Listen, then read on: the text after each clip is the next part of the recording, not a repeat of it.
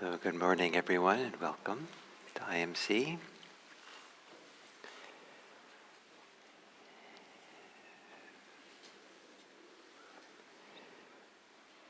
So I'm not exactly sure what to say this morning, not for a lack of words, but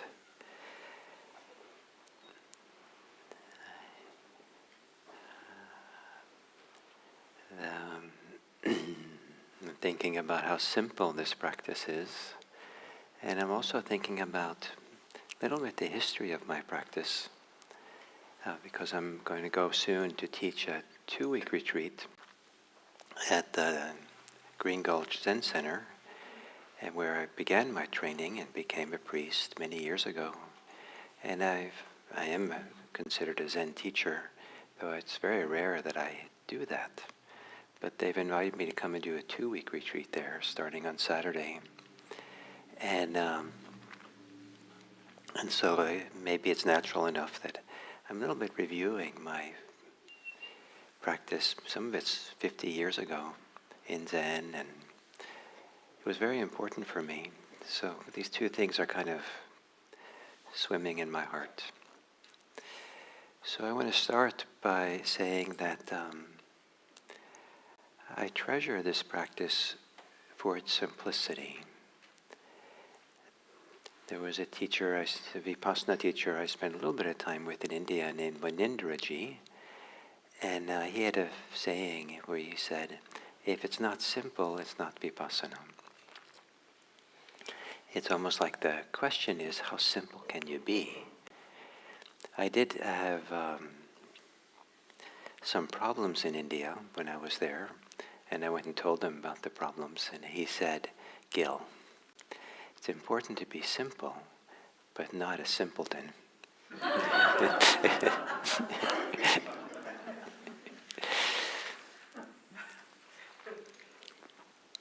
And so there are 3 words that I like to use in my practice. And just single words, and to kind of drop them in, and they help me a lot, just to keep with the simplicity of the practice. And the one I use the most, is the word here. And I say the word, mostly I say use it when my mind is very busy and I can't get it focused and get it present here. So I'll just say the word here, and I use it as so H-E-R-E, and I use it as a reminder where I am. And I'm here. But it's not just a reminder, it's also almost like a question mark after the word. Here, and then what is here? What is this? And I just open my awareness to just take in the experience of the moment, whatever way it wants to come. And because I often use it, my mind is very busy, spinning thoughts, this is what it's like to have a spinning mind.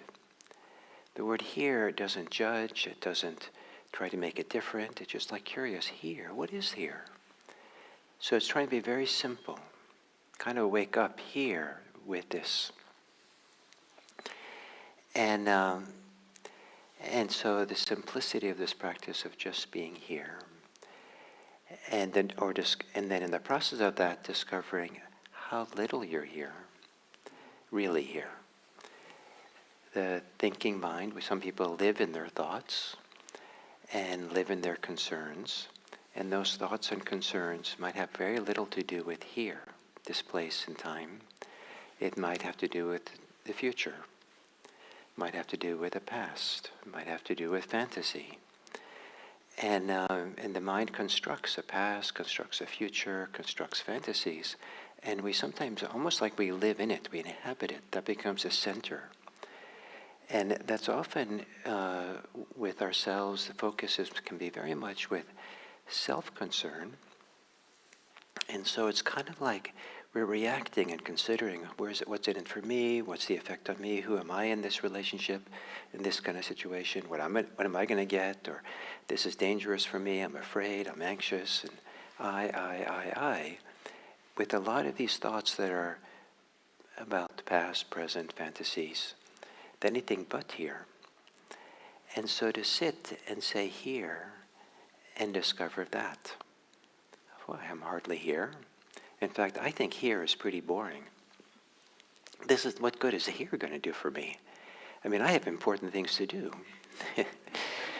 Important places to go and be, and I'm better off planning for those and preparing for them and thinking about them, because certainly that'll make for a better future. Or maybe it's even, you're more concerned about making a better past by just thinking about it enough. And it can be very alluring, this world of there. And it can be very promising, or it can be filled with danger. And it can be kind of self-fulfilling in many ways. One way is that you finally get there, but you don't stay there. You're already thinking about the next there, which is dangerous, or which is where you're going to, where you're anxious or where you want something. And so you're hardly there for that. What does it take to be here, really here? And what is here? I think I kind of love this English word here, because it's both vague and specific. I could say I'm here on this, on my seat at IMC, very particular. Someone could be preoccupied in their thoughts. They hardly even listen to you, and their eyes are aglaze. And you ask them, "Are you here? Where are you? Where are you?"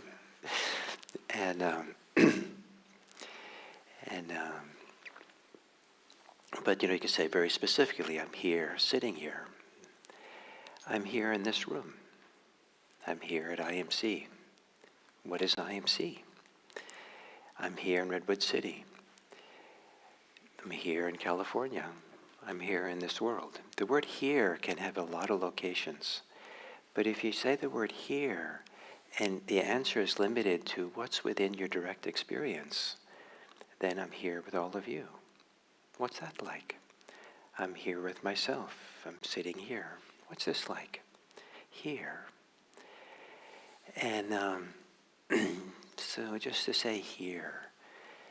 And if you find out that you're not here and you have a lot of good reasons not to be here, get a second opinion.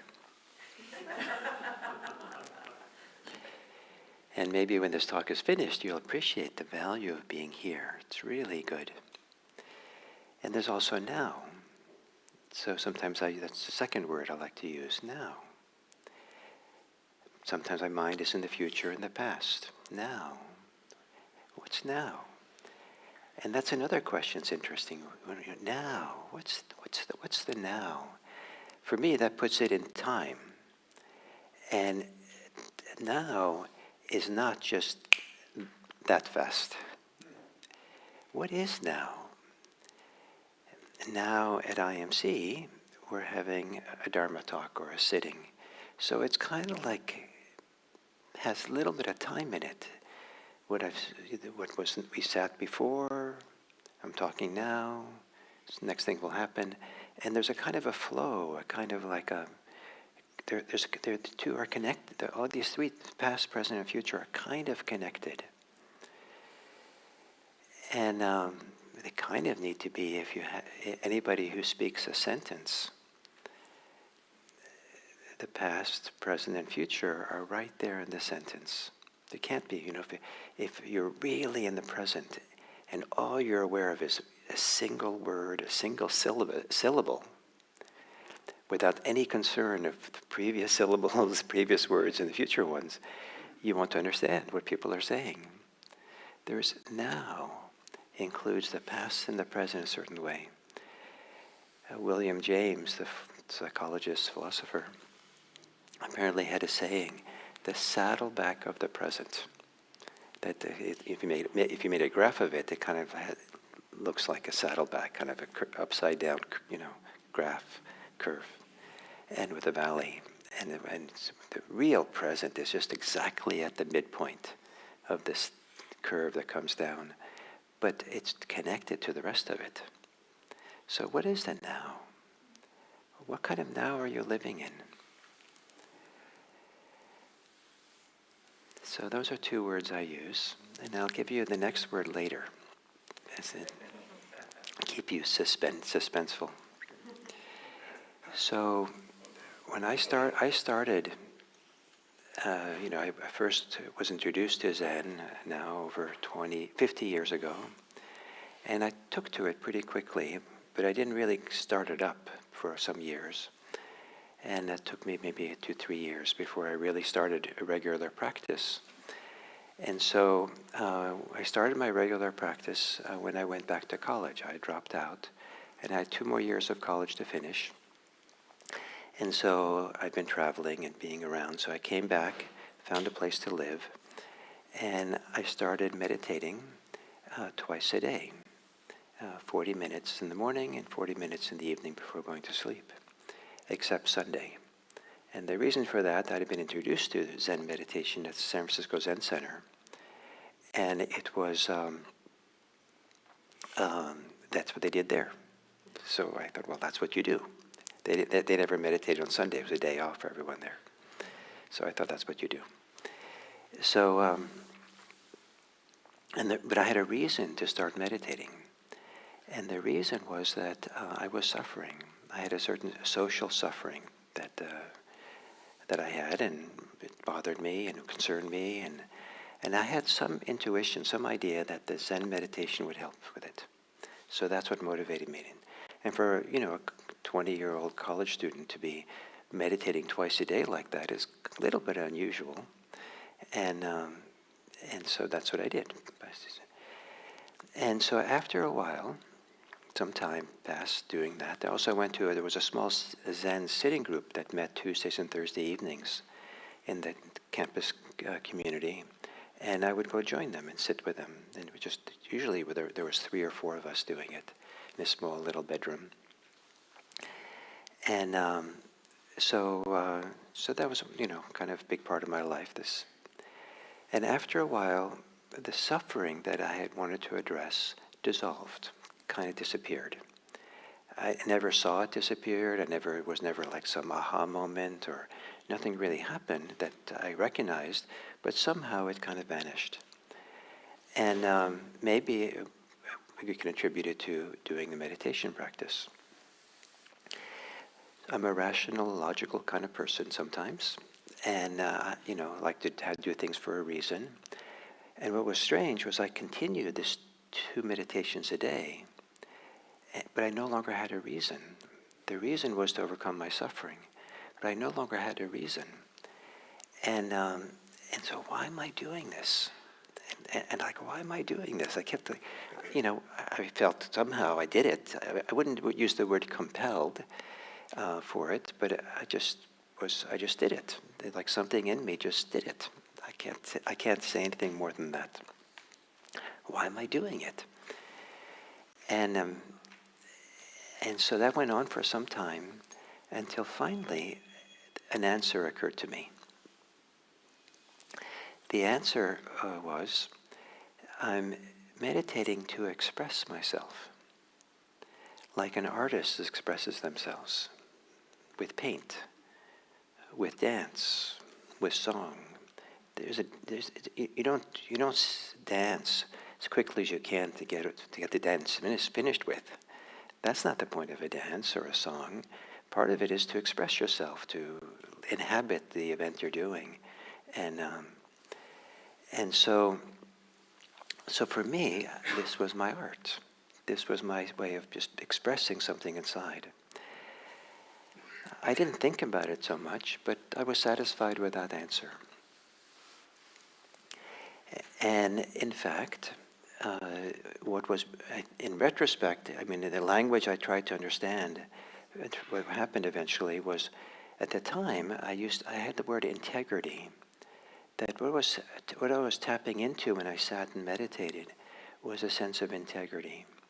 I don't think it was the idea of ethical integrity integrity was a big word for me, so I'm not sure what I meant.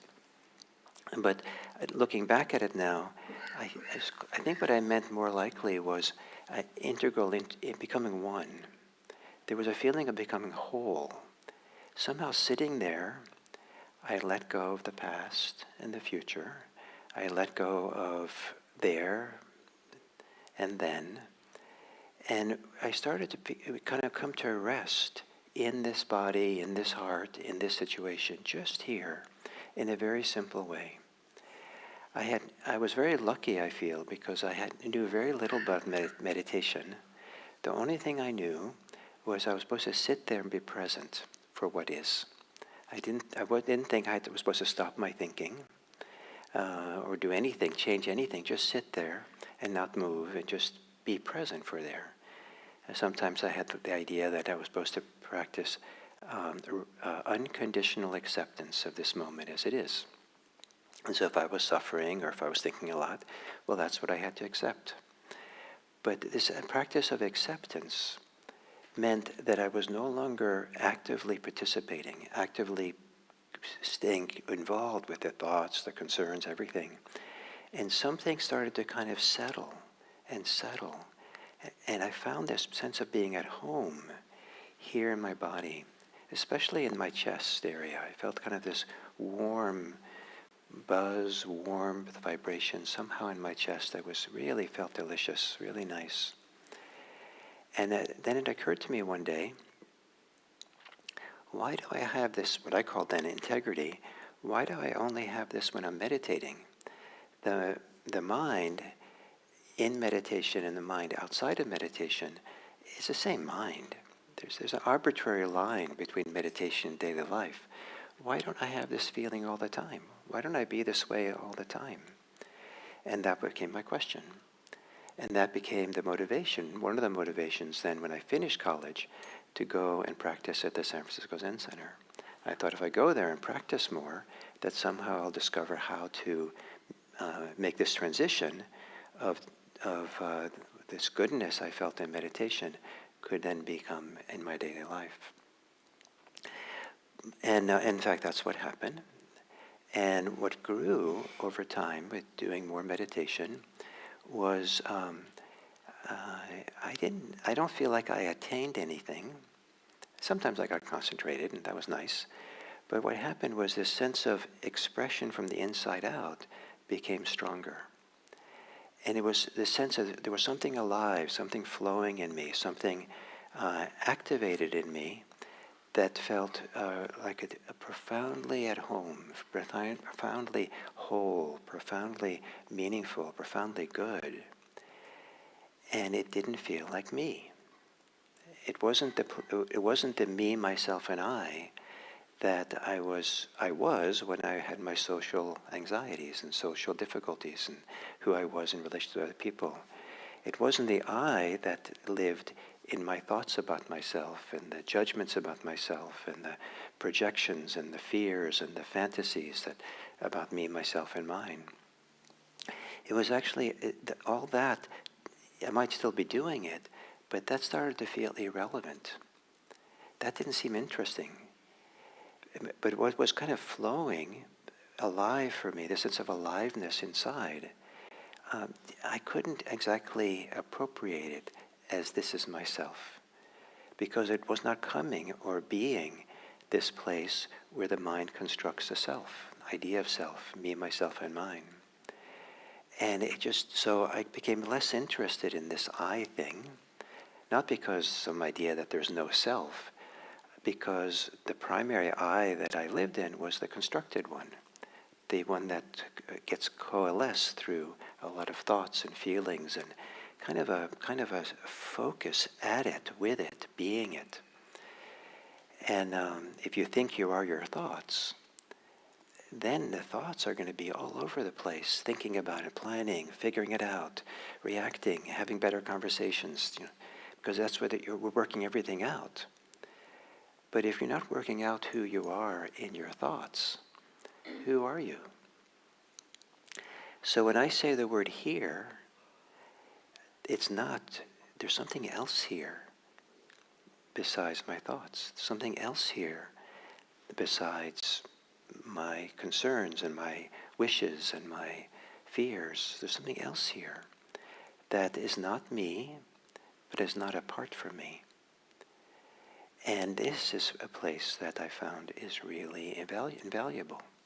This is a welling up inside that sometimes is related to love, sometimes related to sense of ease and to peace. Sometimes it's related to understanding and wisdom. There's an understanding that comes with that. And with time, I found that it was something that was very responsive to the world. And so I was living in the monastery, practicing somewhat intensely monastic life. And I started to feel kind of strange, and maybe in a good way, because I found myself that this expressivity that I was finding inside was now responding to the world for me. And so one day I passed the abbot in the paths, and I kind of just went up to him spontaneously and made a strange statement. Let me explain this statement after I say it to you, because you'll think it's odd.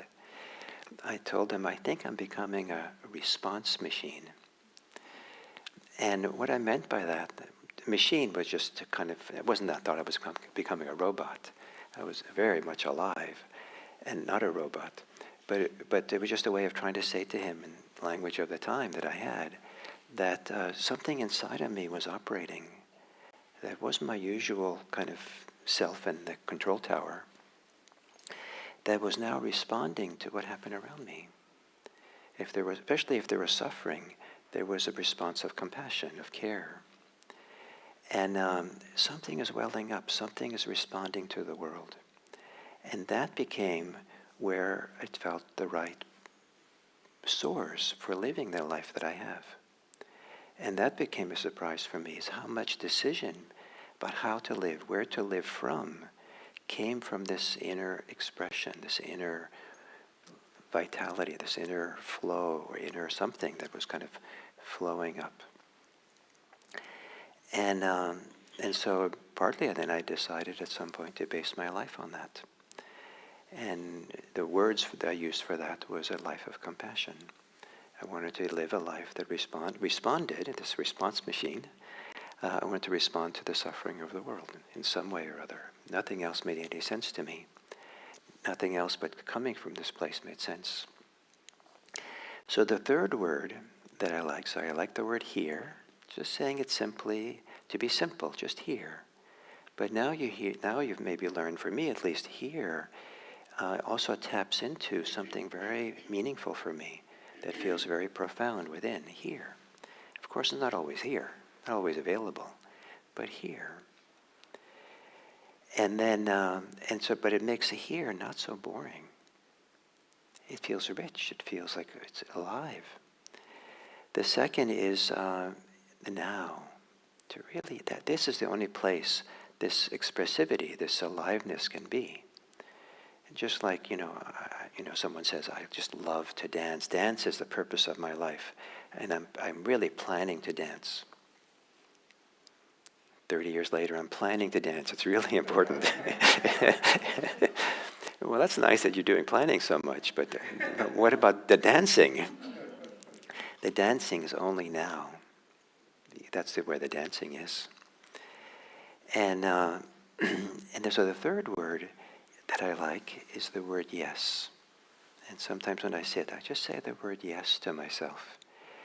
And I just love this word because it's an appreciation of this expressivity. I'm sitting here, not doing anything, being very simple, and there's something good here, something healthy that flows and moves.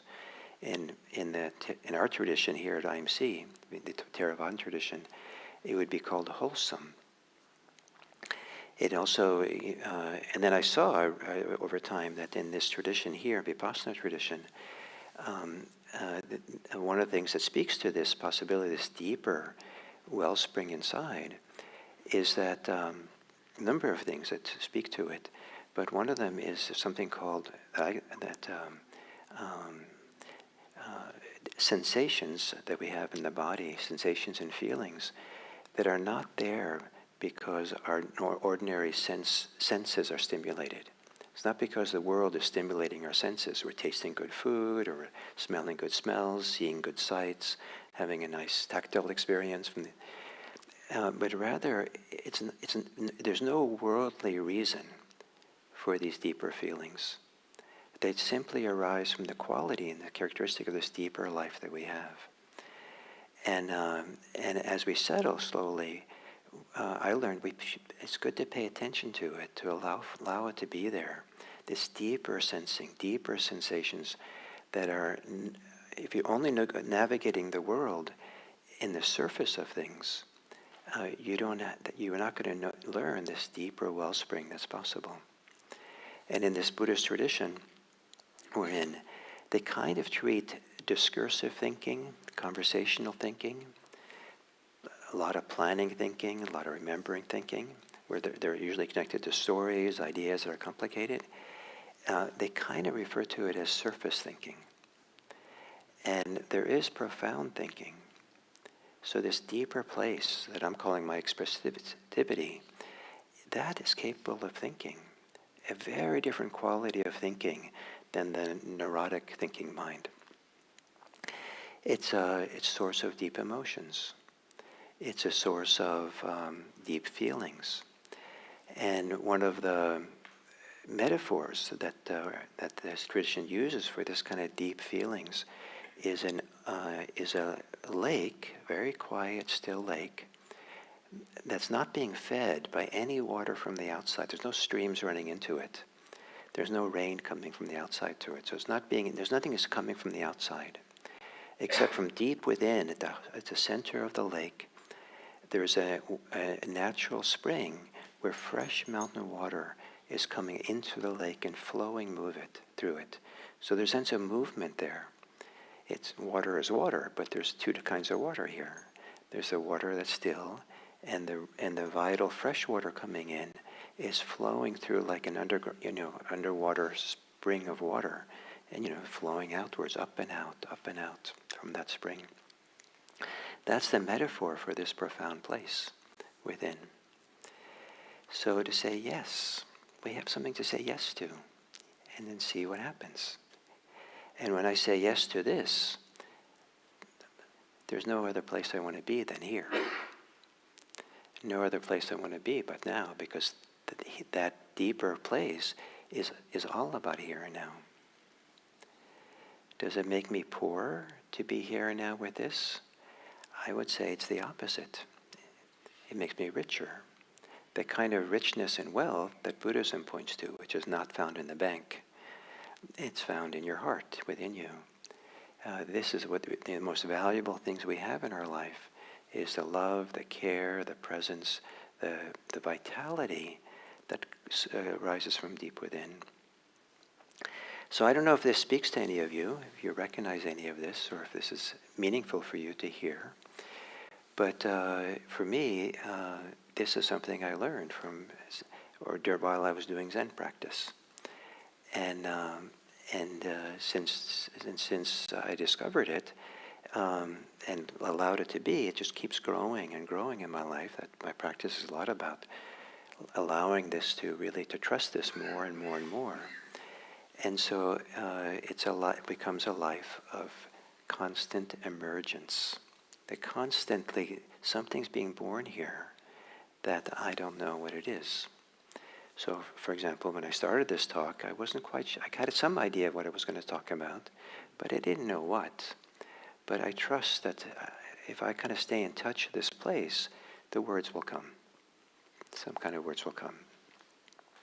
And I also said this, talked about this yesterday, so so a little bit repeating myself, which makes it a little bit easier for it to come again. Maybe it's kind of fresh.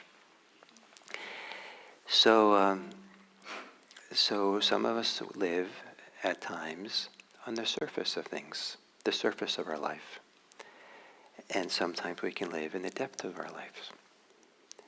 And this practice of vipassana is meant to be very simple, because that's the door for this deeper life to surface. And this deeper life that surfaces then is a life of responsivity. It's a life that can't be separated from the world. because we kind of turn ourselves inside out, in a sense. We're much more sensitive, but sensitive from this place of feeling at home or at ease with care and love. And so we respond to the world. And why do we respond? Why should we respond? Those are the wrong questions. Because it doesn't have to have a reason. Maybe there is no reason, except that this is what this heart wants to do, wants to arise. Why did I keep sitting when I was a student in college, meditate? Why? I offered you some reasons that I came to, but this place that motivated me to meditate didn't have to have a reason. It in a sense, wasn't a reason. To have a reason may be useful, but maybe sometimes it's not necessary. If a neighbor is sick, do you have to have a reason to bring them food? And you could have a reason. Yeah, my neighbor is sick. That's all the reason I need. But is it thought out, or is it just almost like a natural movement of the heart that you don't have to think about it, you don't have to have a reason, it's just that's what you do. So for me, my life lives more and more that from this other place that emerges. And I think it's a delight.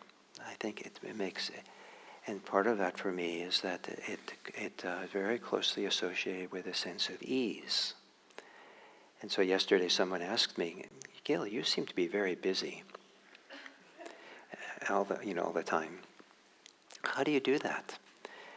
And I said, well, I don't think of myself as busy.